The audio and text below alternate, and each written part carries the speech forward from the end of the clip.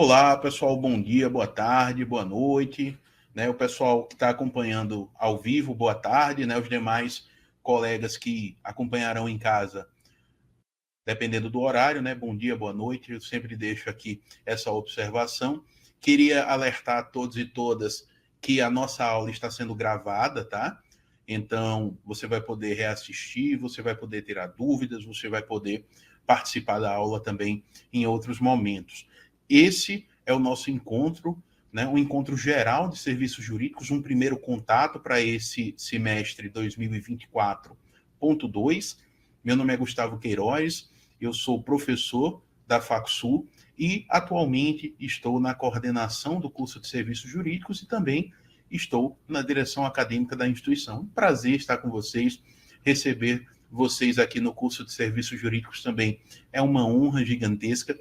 E eu queria que nós começássemos, né, fazendo algumas observações, algumas diretrizes. Como vocês sabem, o nosso curso de serviços jurídicos ele já foi reconhecido pelo MEC. É um curso que foi aprovado, autorizado e posteriormente reconhecido com nota máxima, né, que é a nota 5, dentro do Ministério da Educação, e vocês fazem parte disso, né? Todos os alunos participaram, deram sua contribuição nas disciplinas e também na reunião com o MEC. A gente é muito grato, né, por ter vocês aqui e, ao mesmo tempo, eu inicio fazendo um pedido, né, de desculpas pelo pequeno atraso que a gente teve na nossa plataforma. A gente está fazendo uns últimos ajustes, né, para melhor atender a todos vocês.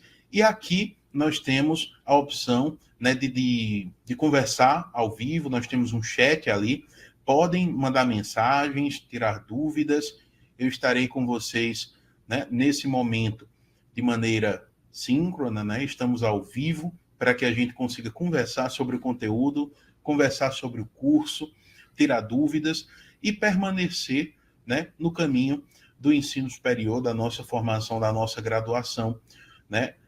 O curso de serviços jurídicos é uma graduação, né, em nível tecnológico, não é um curso técnico, tá? É uma graduação, né, de 2 anos a nível tecnológico, e você vai ter aí uma série de disciplinas voltadas às mais diversas áreas. Então, eu quero fazer, antes de tudo, uma breve explanação para que vocês consigam, né, se situar, principalmente os novatos. Eu trouxe o tema de direito constitucional, mas esse nosso primeiro encontro é um encontro mais geral, né? Um encontro que eu quero que todos os estudantes participem para que a gente consiga fazer, de fato, aqui uma introdução ao curso de serviços jurídicos, né?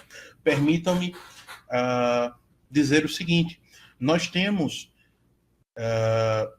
4 períodos, né, direcionados à conclusão desse curso. Cada um desses semestres, desses períodos, tem disciplinas próprias para que a gente consiga desenvolver gradualmente a compreensão dos institutos que formam o serviço jurídico.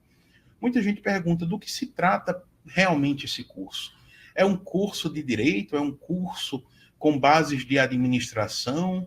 O que é que eu posso esperar do curso de serviços jurídicos? Primeiro, o curso de serviços jurídicos ele é interdisciplinar, né? Ele traz 2 áreas específicas para a sua formação, que é a área jurídica, com muitas disciplinas da área de direito, e traz também disciplinas da administração.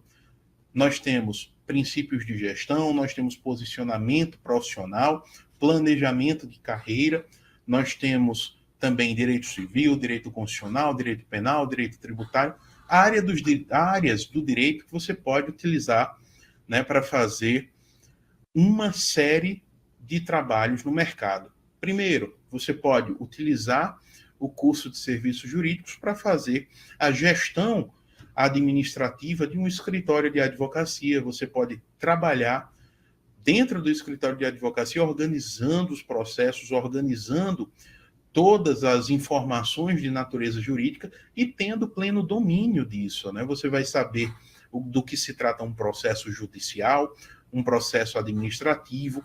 Lá na nossa disciplina de teoria geral do processo, você também vai ter condições de atuar, né, juntamente com os profissionais do direito no que tange a organização de materiais para direito civil, para direito penal, para direito tributário. Você vai poder trabalhar em cartórios de notas, né, serviços notariais. Então, é um ramo muito amplo, é um curso que traz para vocês uma vantagem incrível no que tange a formação pessoal e profissional. Além disso, com o diploma, né, de formação, de graduação em serviços jurídicos notariais e de registro, você vai poder fazer concursos públicos que exigem nível superior. Essa novidade aí é algo que vem, assim,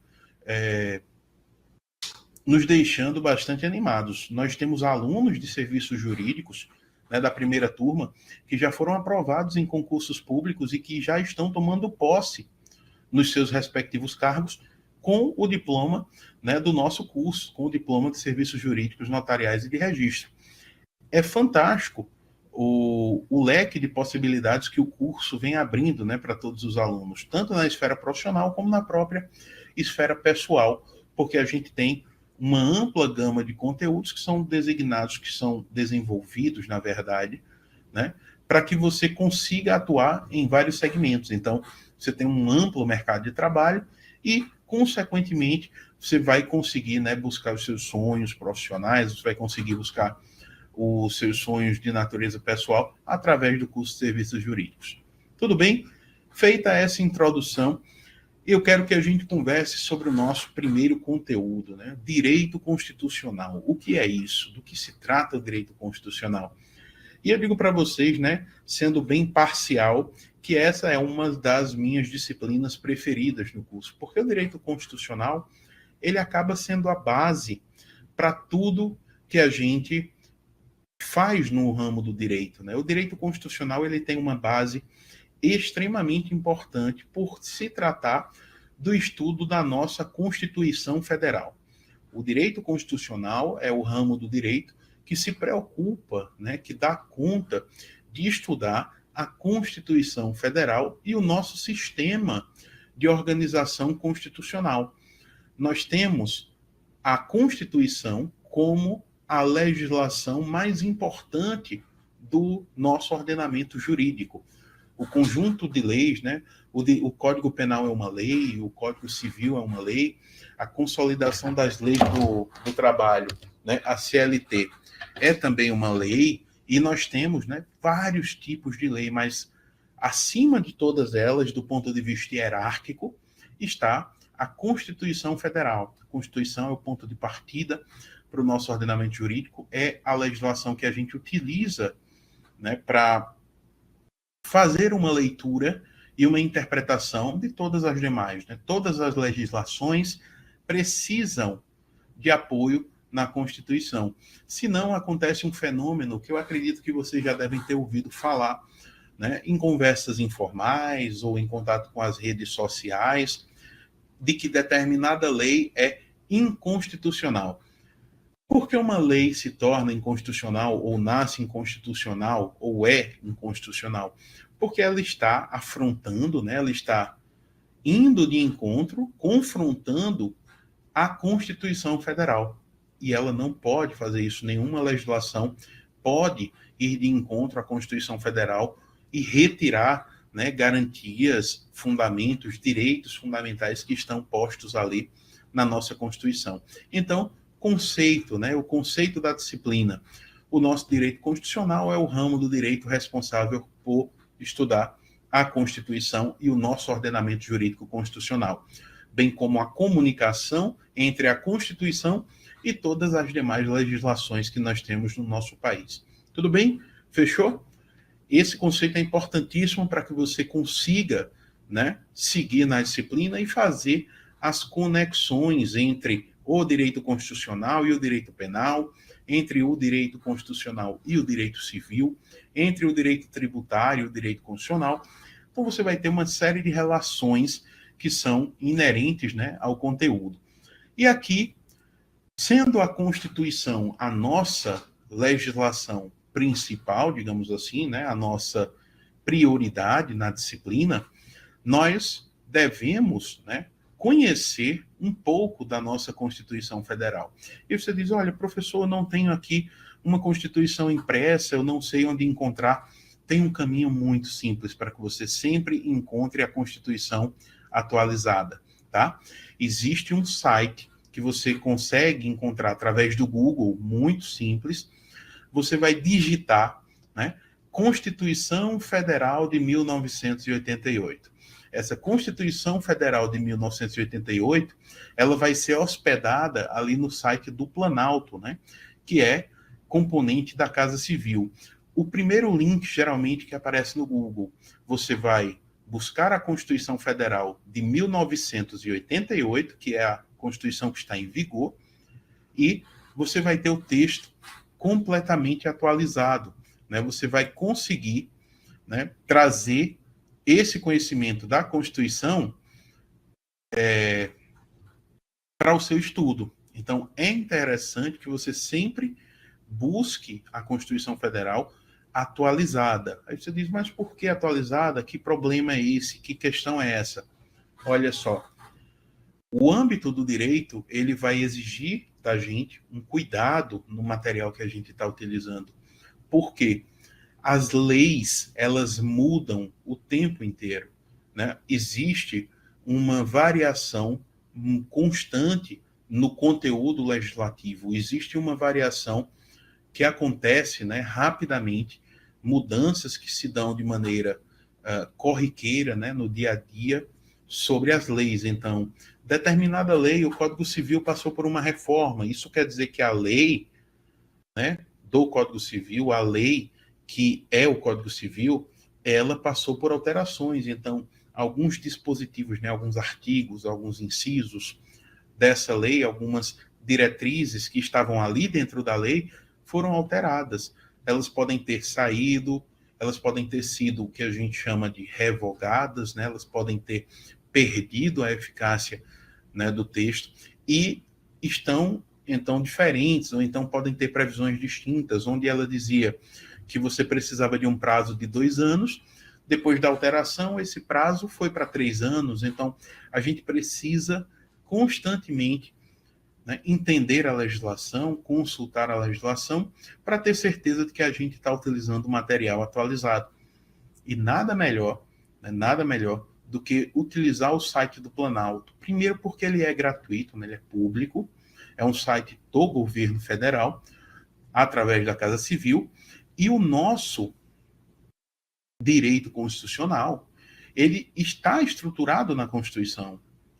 Essa Constituição que está disponível lá no site do Planalto e que tem plenas, né, diretrizes sobre direitos fundamentais, sobre organização econômica, sobre a organização dos poderes. Então você vai ter aí uma série, né, de assuntos que a Constituição traz.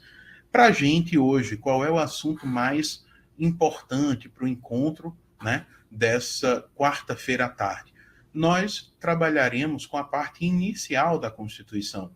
Então, abra a Constituição, né, mantenha ela aí ao lado, para ir consultando aos poucos, porque a gente vai fazer algumas reflexões, né, sobre os artigos constitucionais.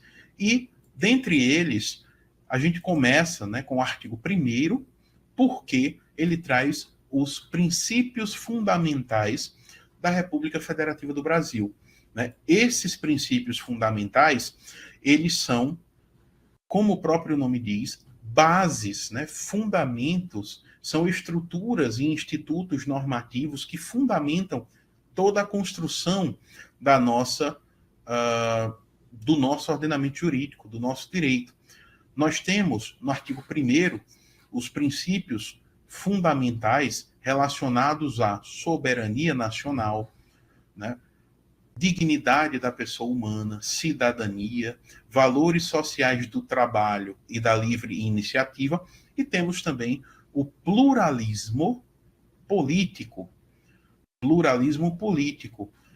Aqui tem uma observação que eu acredito que é fundamental para quem está iniciando o estudo do direito constitucional.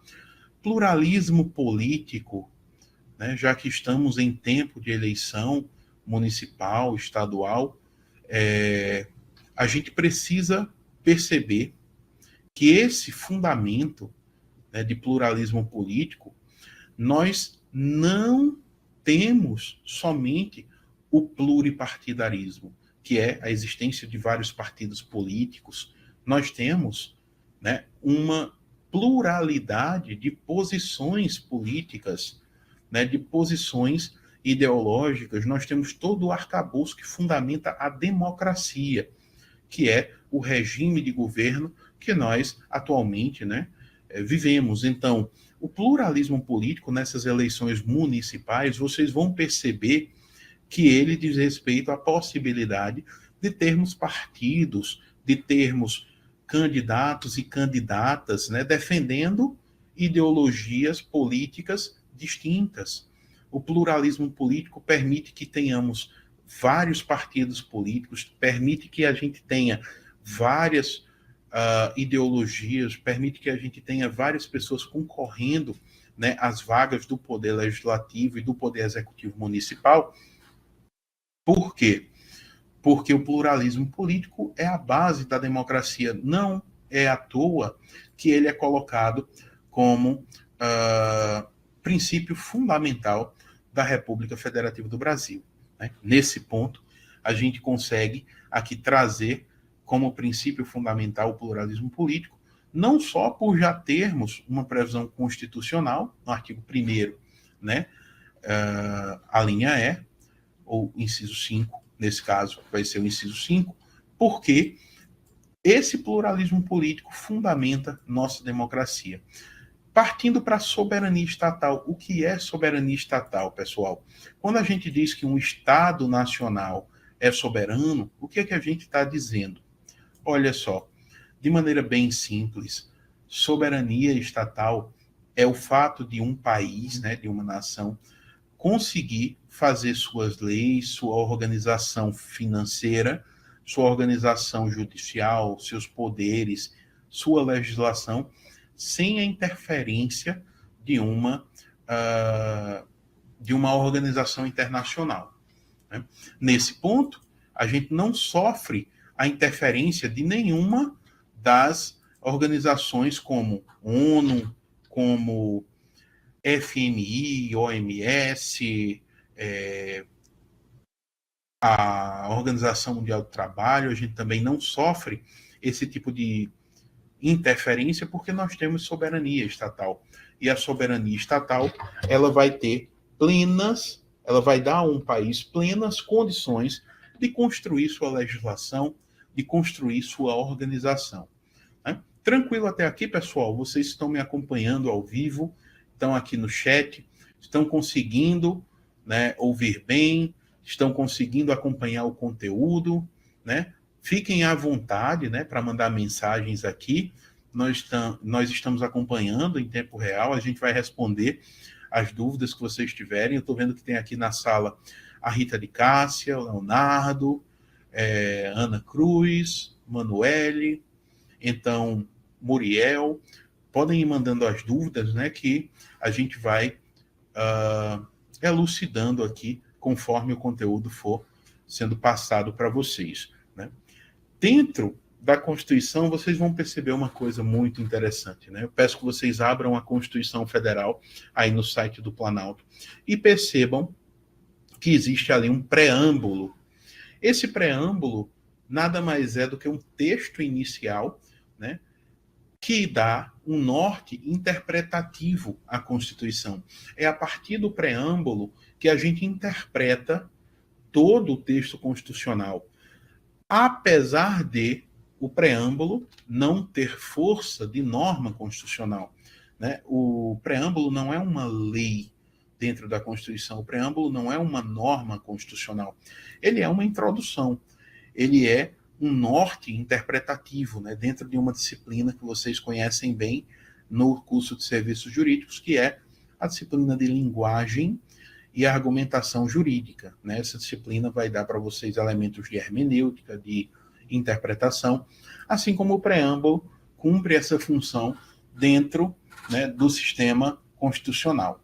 Nesse ponto aqui, o preâmbulo traz elementos, né, fundamentais, como, por exemplo, dizer que a nossa Constituição ela foi instituída em uma Assembleia Nacional Constituinte. Isso quer dizer que existe uma promulgação, né? O texto foi promulgado, tem participação popular, então não é fruto de um regime ditatorial, não é uma imposição do governo.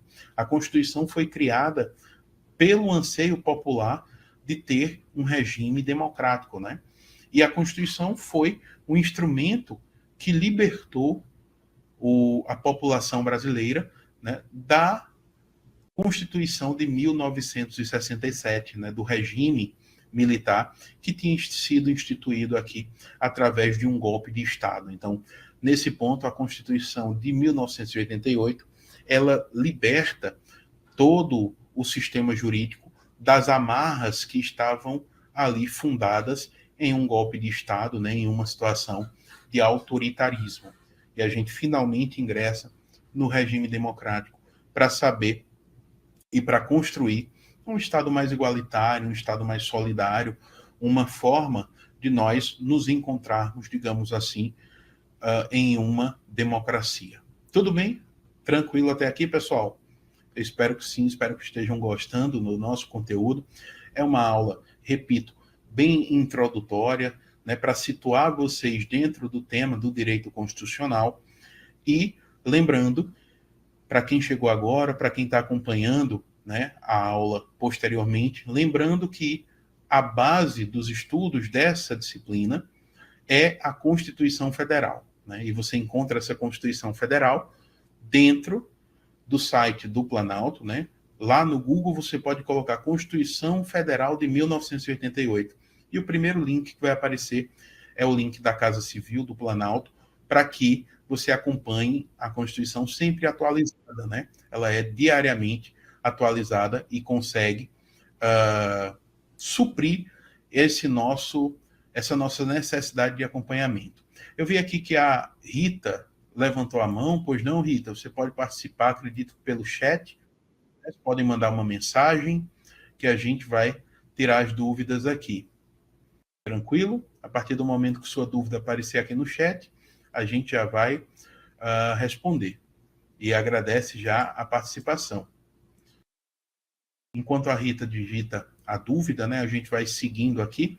Artigo 1º, então a gente tem do inciso 1º até o 5º, que é soberania, cidadania, dignidade da pessoa humana, né, valores sociais do trabalho e da livre iniciativa, e o pluralismo político. Né? Esse pluralismo político, como a gente já falou aqui, ele é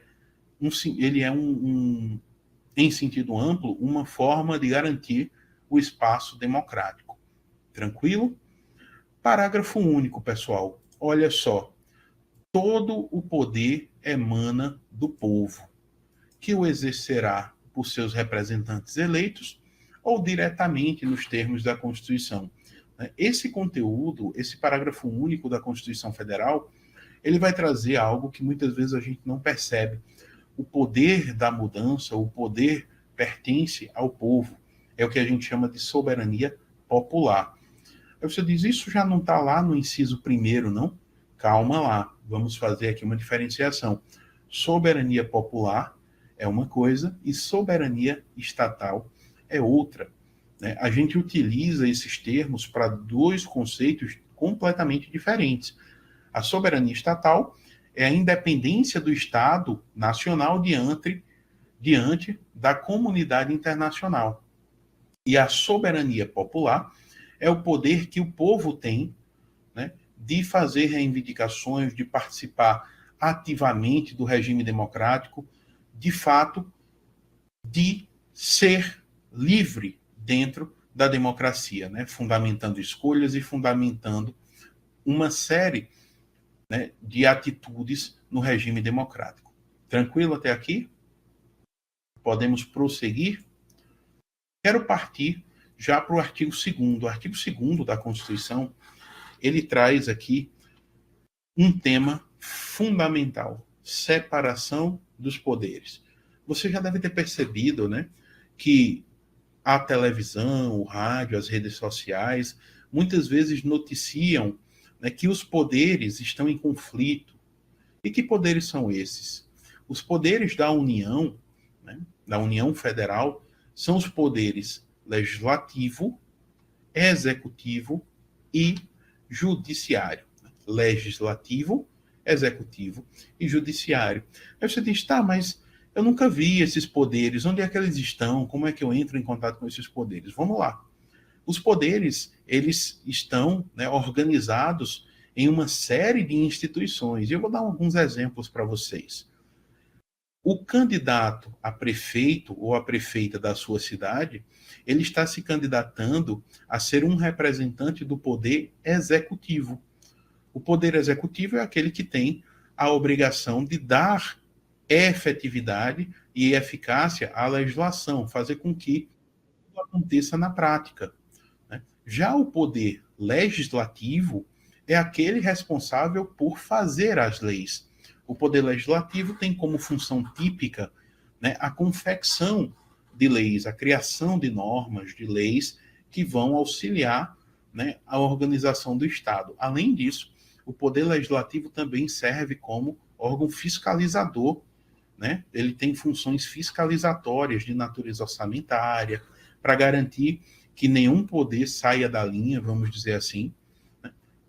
Dentro desse tema, separação dos poderes, tanto o poder judiciário, como o poder executivo, como o poder legislativo, eles também têm a função de fiscalizar uns aos outros, né? Eles fazem aí um trabalho de freios e contrapesos, né, para que nenhum poder saia da linha. O ideal é que os poderes sejam independentes e harmônicos entre si. Então, legislativo, executivo e judiciário, eles devem trabalhar em prol do povo, devem trabalhar em prol do crescimento e do desenvolvimento da nação.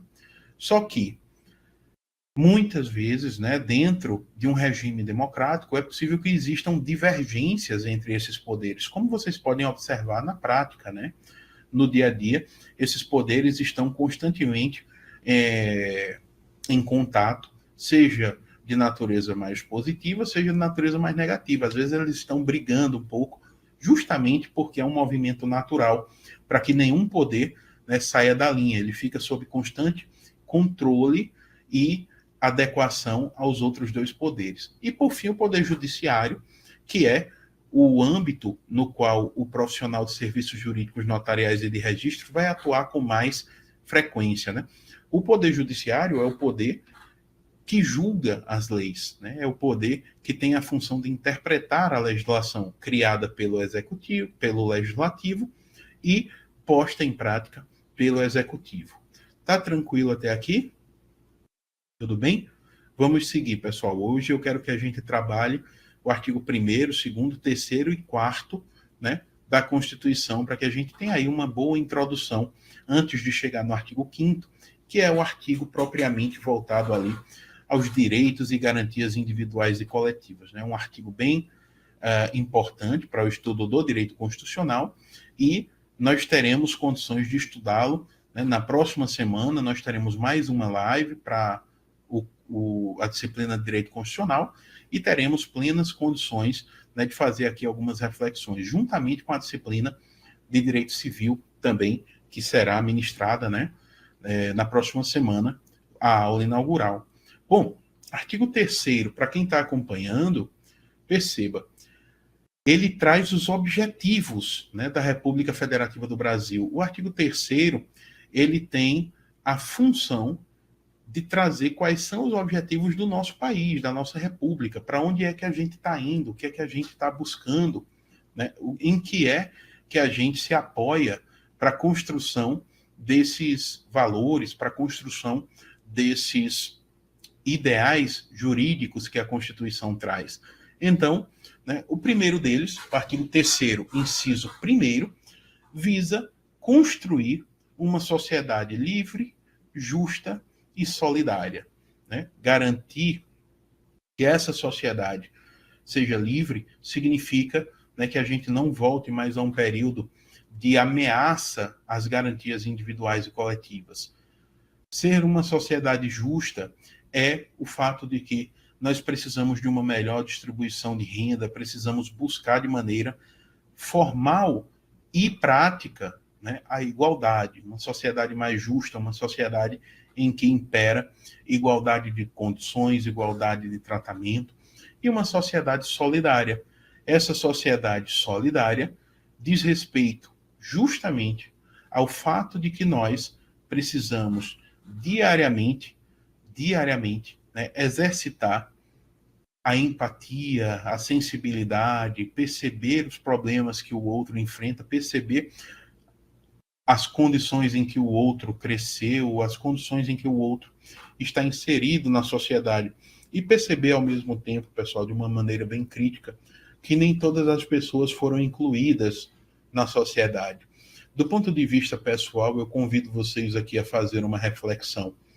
Você pode, nesse momento, estar pensando, né, lendo a Constituição e pensando que o texto está muito distante da realidade, né, que essa Constituição é uma ideia e que essa Constituição é um Estado utópico, né, um dever ser, é algo que não existe, é algo que está muito distante da realidade. E eu concordo com você. A Constituição ela traz parâmetros ideais. O que é um parâmetro ideal? Ela traça um caminho que espera que a gente chegue até lá, né? O ideal é que nós, né, vivêssemos organizados como a Constituição coloca, porque aí não haveria desigualdade, aí não haveria injustiças, né, não haveria racismo, não haveria os inúmeros problemas, né, que todos nós aqui conhecemos. Só que, ao mesmo tempo, a Constituição ela tem a função de cuidar do ordenamento jurídico. E para cuidar do ordenamento jurídico, ela coloca metas, digamos assim, de natureza executiva, para que a gente, de fato, busque essas metas e para que a gente consiga uma melhora social, uma melhora pessoal e social coletiva de maneira significativa. Construir uma sociedade livre, justa e solidária não é só um ideal vazio da Constituição, é, na verdade, uma meta, né, que a gente busca diariamente para conseguir, de fato, uma execução, né, um sucesso nessa empreitada, digamos assim. E você, como profissional de serviços jurídicos, serviços notariais e de registro, você vai ter condições de auxiliar, de fato, uma sociedade, né, a ser mais livre, a ser justa, a ser solidária. Porque você vai ter o conhecimento de disciplinas como direito civil, como direito penal, como direito constitucional, para fazer todo esse trabalho, né, todo esse aparato de tecnologias jurídicas, por assim dizer. Dando seguimento, o artigo 3º, inciso 2, diz que um dos objetivos da República Federativa do Brasil é o desenvolvimento nacional. Esse desenvolvimento nacional, eu faço aqui uma observação. Ele não tem nada a ver com nacionalismo, com patriotismo ou com o pensamento de que o Brasil é uma nação melhor do que as demais, nada disso. O desenvolvimento nacional, né, utilizando aqui um conceito de um autor chamado Inácio Sachs, ele tem o objetivo principal de unir três correntes, né? Essa é uma interpretação possível aqui desse artigo 3º, inciso 2º, que é pensar em um desenvolvimento sustentável, onde há, né, onde há um direcionamento conjunto de três instituições e de três elementos próprios desse desenvolvimento sustentável: a sociedade, o povo e o meio ambiente. Né? A sociedade, o meio ambiente, a sociedade com o povo, o meio ambiente e o ponto de vista econômico, desenvolvimento econômico, que não é simplesmente um crescimento econômico, ou crescimento financeiro. Quando a gente junta sociedade, meio ambiente e economia, a gente tem os três pilares para pensar, de fato, em um desenvolvimento sustentável, e não só em crescimento econômico. Tá? Esse desenvolvimento sustentável é uma interpretação possível para garantia desse desenvolvimento nacional, que está posto aqui no artigo 2º, no artigo 3º, perdão, inciso 2. E, né, essa questão já foi cobrada em provas, como prova da magistratura federal, e dentro, né, de concursos como IBAMA e áreas que têm uma pegada um pouco mais ambiental, a analogia, né, na verdade, a equiparação do desenvolvimento nacional à ideia de desenvolvimento sustentável, ela é uma interpretação que vem sendo, assim, cada dia mais exercitada no âmbito jurídico, tá? Artigo 3º, inciso 3, erradicar a pobreza e a marginalização e reduzir desigualdades sociais e regionais. Nesse ponto, a Constituição, né, é uma luta constante para que a gente consiga sair, né, nos índices internacionais, muitas vezes organizados por instituições de natureza multinacional, como a Organização das Nações Unidas. Nós precisamos sair da linha da pobreza, nós precisamos sair da linha da miséria, da linha da fome. Então, esse, desde 88, é um objetivo fundamental da República Federativa do Brasil. E, por fim, artigo 3º, inciso 4º, promover o bem de todos, né, sem preconceitos de origem, raça, sexo, cor, idade e qualquer outras formas de discriminação. O Brasil ainda é um país extremamente preconceituoso, né? Existem violências de natureza institucional, existem violências de natureza legislativa que fazem com que as pessoas se distanciem e que se diferenciem muito na tratativa e na garantia de direitos. Mas a Constituição, do ponto de vista ideal, visa promover o bem de todos, né? O bem da coletividade, independentemente de raça, cor, sexo e de etnias e de outras características, né, que estão aí ligadas à individualidade ou ao mesmo à coletividade de alguns grupos, mas aqui, no artigo 3º, como objetivo fundamental da República, a promoção do bem de todos, ela se dá de maneira ampla, ela se dá de maneira coletiva, visando aqui bens e direitos que são difusos, por exemplo, que não há como nós precisarmos o número de beneficiários que são, né, ali acolhidos por aquela diretriz normativa. Tudo bem? E chegando já ao ponto final aqui do nosso encontro de hoje, né, eu separei 4 artigos para nós fazermos uma rápida reflexão nesses 40 minutos a 50 minutos de encontro. Nós temos o artigo 4º. O artigo 4º é um pouquinho maior, mas o que você precisa pegar aqui é a ideia dele, tá? O artigo 4º é a forma como a República Federativa do Brasil ela se comporta nas suas relações internacionais. Os estados nacionais, eles precisam, né, de um instituto chamado de diplomacia. A diplomacia é como os estados se relacionam uns com os outros. E não é estado em sentido amplo, como Paraíba, Pernambuco, não. São estados nacionais. O estado brasileiro, o estado italiano, o estado americano, né, o estado francês, o estado português. Esses estados como entidades nacionais. O estado, ele precisa manter relações com os outros países, né, para fins de importação, exportação, diálogos sobre fronteiras, sobre guerras, posicionamentos políticos no âmbito internacional. Nesse ponto, o artigo 4º ele vai trazer, né, como o Brasil deve nortear as suas relações internacionais. Então, o Brasil tem sempre que prezar pela independência nacional. Nas suas relações deve haver prevalência dos direitos humanos, autodeterminação dos povos, não intervenção em estado estrangeiro. Então, o Brasil não pode simplesmente, como outros estados fazem, invadir um outro país, né? Deve prevalecer a igualdade entre os estados, defesa da paz, solução pacífica dos conflitos, repúdio ao terrorismo e ao racismo e cooperação entre os povos para o progresso da humanidade, além da concessão do asilo político.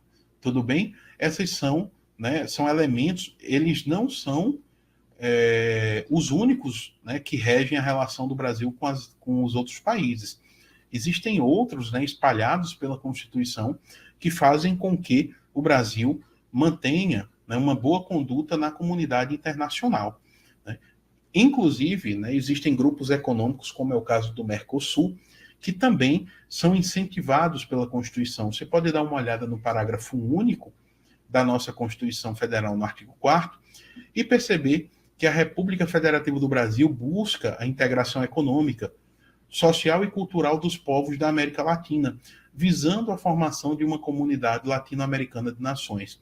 Esse é um projeto audacioso, né, que está em andamento através do Mercosul e de outros grupos econômicos, de outras organizações, mas o Brasil é um Estado que, via de regra, se dá muito bem, né, que lida muito bem com as relações internacionais, não tem inimigos declarados, né, não tem declarações de guerra recentes, né, e a gente sabe que no mundo caótico que a gente vive hoje, isso é um ponto muito positivo. Tudo bem? Pessoal, o próximo artigo é o artigo 5º, ele é o artigo mais extenso da Constituição, né? Eu indico que vocês façam a leitura aí em casa, para que a gente possa debater nos próximos encontros da disciplina, e também para que vocês consigam, dentro da disciplina, fazer os exercícios que sempre remontam a essa parte inicial da Constituição, do artigo 1º ao artigo 5º. Tudo bem?